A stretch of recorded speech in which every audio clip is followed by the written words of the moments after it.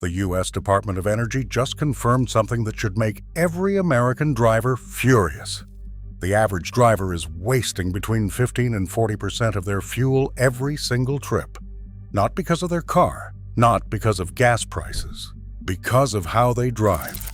And while Americans are unknowingly burning money at every stoplight, German drivers figured out a system decades ago that squeezes up to 40% more miles out of every gallon. No gadgets, no modifications, no snake oil fuel additives. Just a set of techniques so counterintuitive, so backwards from what you've been told your whole life, that when most Americans hear them, they think it's wrong. And that's exactly why it works. Today I'm breaking down the German fuel efficiency method, piece by piece, so you can start using it today. And wait until you get to number 1, because it completely flips the one piece of driving advice everyone thinks they know. The one thing your dad probably told you, your driving instructor probably told you, and it's actually costing you a fortune at the pump every week. Let's get into it. Number 7, the cold start tax. You are paying every single morning.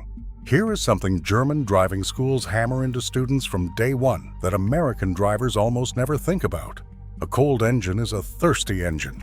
When your engine has not warmed up yet, it burns significantly more fuel per mile because the oil is thick, the metal components have not expanded to their proper tolerances, and the engine management computer is running a rich fuel mixture to compensate. According to the U.S. Department of Energy, a cold engine can consume up to 50% more fuel than a fully warmed-up one during the first few minutes of driving. So here is what most American drivers do. They warm up their car in the driveway for 5 or 10 minutes before leaving. They think they are being smart. In reality, they are just sitting still, burning gas with 0 miles gained. That is the worst possible outcome. German drivers do 2 things differently.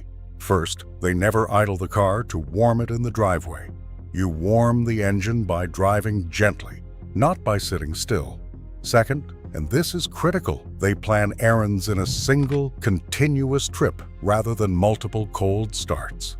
Every time you let the engine go completely cold and start over, you are paying that cold start tax again.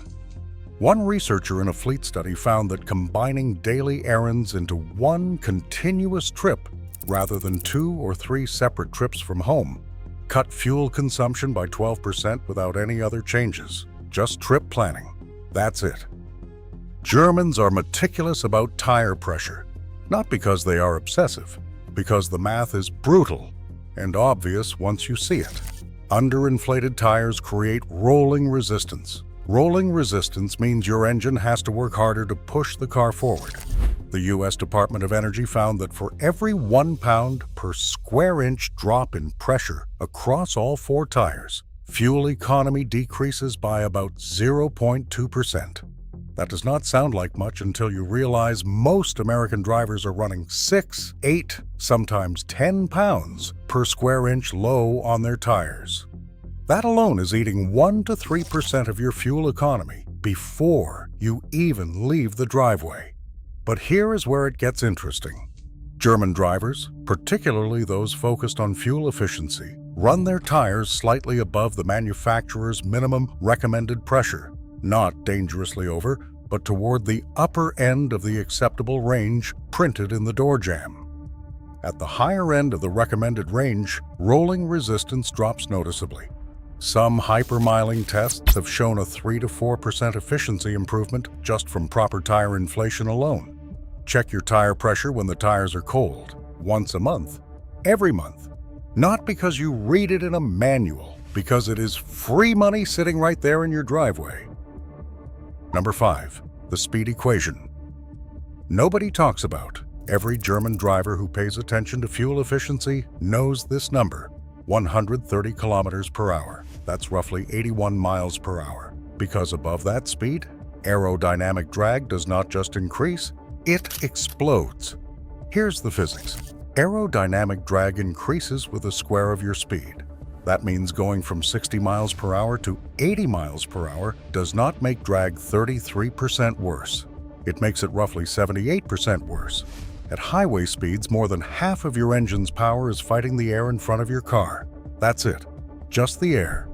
German researchers studying Autobahn driving found that driving at 75 miles per hour versus 87 miles per hour reduced fuel consumption by approximately 15% on the same stretch of road. 15%, just from dropping 12 miles per hour. In American terms, if you're doing 80 miles per hour on the highway and you dial it back to 70 miles per hour, the fuel savings are significant and immediate. The Department of Energy estimates every 5 miles per hour over 50 miles per hour costs the equivalent of an extra 30 cents per gallon of gas. If you're doing 75 miles per hour regularly, you are voluntarily paying a speed tax at every mile. Use cruise control on the highway. German drivers use it religiously, not just for comfort, but because it eliminates the subtle speed creep that costs fuel. Studies show that most drivers who think they are holding 70 miles per hour are actually oscillating between 68 and 78 miles per hour without realizing it. That 10 miles per hour range is costing real money. This one surprises people. American drivers are generally told, roll your windows down in the city and use the air conditioning on the highway. German efficiency drivers have a more precise version of this. At low speeds, below about 45 miles per hour, open windows are almost always more efficient than running the air conditioning. Running the air conditioning in a typical car adds roughly a 25% load to fuel consumption. At city speeds, the aerodynamic drag from open windows is minimal, but above 45 to 50 miles per hour, the physics flip. Open windows at highway speeds create substantial drag, and at that point, the aerodynamic penalty from the open window actually costs more fuel than running the air conditioning with the windows closed. German eco-driving instruction tells students exactly where that crossover point is and why. The practical takeaway in stop-and-go city traffic is to open the windows on the highway, close them, and run the air conditioning only when you actually need it, on the lowest fan setting that keeps you comfortable. Do not blast the air conditioning on full cold. Moderate conscious use. One other thing German drivers eliminate almost entirely is roof racks when they are not in use. A bare roof rack adds about 5 to 10% drag at highway speeds according to aerodynamic testing. A loaded cargo box can add up to 25% extra drag. If you are not using it, take it off. Every mile you drive with a naked roof rack on a car is a voluntary fuel tax. Number 3. The coasting secret. Deceleration fuel cutoff. This is one of the most underused free fuel tricks available on virtually every modern car, and German drivers treat it like a superpower. Almost all fuel-injected engines built since the early 2000s have a feature called deceleration fuel cutoff, or DFCO. Here is what it means. When you are in gear and you lift completely off the accelerator while the car is moving, the engine cuts fuel injection almost entirely. The wheels are spinning the engine through momentum alone, and the engine consumes near zero fuel during that phase. This is the opposite of what most people think. Most drivers assume the engine is using fuel whenever it is running. It is not. In deceleration fuel cutoff mode, your car is essentially coasting for free. German eco-driving turns this into a deliberate strategy. Instead of driving at a constant speed right up to a red light or a stop sign and then braking hard, which throws away all your kinetic energy as heat, German drivers look far ahead, spot the red light early, and simply lift off the accelerator while still in gear. The engine cuts fuel. The car decelerates naturally, using engine braking. You arrive at the light much slower, or even on a green, without ever touching the brake. You got somewhere. You burned almost nothing doing it. That is not luck. That is anticipatory driving. And it is the entire foundation of German eco-driving philosophy. Before we get to the top 2, and especially number 1, which is going to sound completely wrong until I explain the science, do me a favor. Hit the like button if this is already making you rethink how you drive. These techniques cost nothing. and the savings start today. Number 2. Pulse and Glide, the German Autobahn secret. German drivers, particularly those obsessed with squeezing maximum efficiency out of their vehicles, use a technique called pulse and glide. When it is done correctly, it can increase fuel economy by 20% or more compared to steady speed highway cruising. Here is how it works. Instead of holding a perfectly constant speed, you accelerate briefly and moderately, the pulse up to slightly above your target speed. Then you lift completely off the throttle and let the car coast in gear, the glide, back down toward the lower end of your comfortable range. Then you pulse again.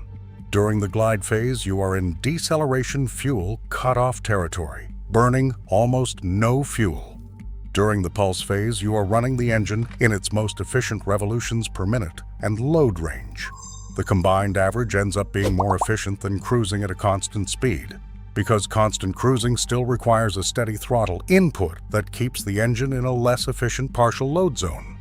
Computer simulations from engineers studying this technique have predicted fuel economy improvements of 20% under realistic traffic conditions. Real-world tests with actual vehicles on real roads confirm similar numbers. This is not for every situation. It requires space ahead of you, light traffic, and a highway setting where the speed variation between about 65 and 75 miles per hour does not create a hazard. But if you have those conditions, it is one of the most powerful fuel-saving techniques available without spending a single dollar. Number 1. The counterintuitive core of German eco-driving: accelerate harder. Here it is, the one that sounds completely wrong. American drivers are told from day one to accelerate slowly and gently to save gas. Less throttle, less fuel. Seems obvious? It's wrong. Your engine has an efficiency sweet spot, a specific RPM and load range where it converts fuel to motion most effectively. When you crawl up to speed with a feather-light throttle, you spend a long time in a low-torque, inefficient combustion zone. When you accelerate briskly, not flooring it, but with confident, purposeful input, you blast through that inefficient zone fast, reach the sweet spot sooner, shift into a higher gear, and back off the throttle much earlier. Less total fuel burned, more miles gained. German drivers get to 4th or 5th gear as fast as safely possible. A car cruising at 40 miles per hour in 5th gear is dramatically more efficient than the same car plodding at 40 miles per hour in 3rd. That's the entire idea. Stack this on top of everything else: tire pressure, speed management, cold start planning, coasting, pulse, and glide, and you're looking at 30 to 40% better fuel economy. Same car, same roads, just a smarter right foot and eyes that look further ahead. No mechanic, no gadget, no monthly subscription, just different habits. Which technique surprised you most? Drop it in the comments. Hit that like button if this was useful. It genuinely helps the channel grow.